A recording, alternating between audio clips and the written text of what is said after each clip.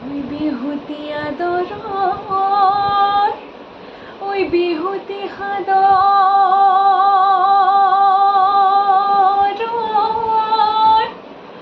ঐ বিহুতি অসমৰ ঐ ধন